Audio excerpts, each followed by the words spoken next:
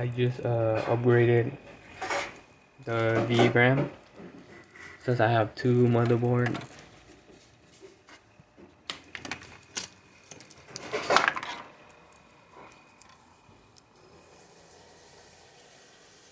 They're both the same.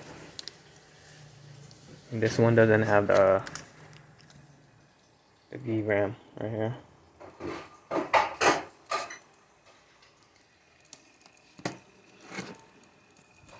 And I'm gonna show you this one, which has the vram. So hold on, let me flip it over.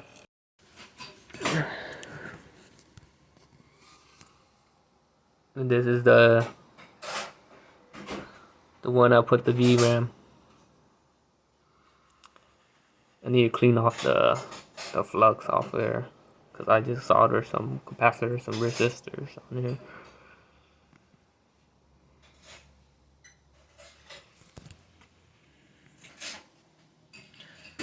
So yeah, it should boost up the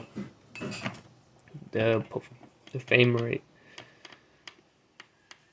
Or I might need to get a new RAM, because this is a 3 gigabyte. Probably might need like over 4 gigabytes.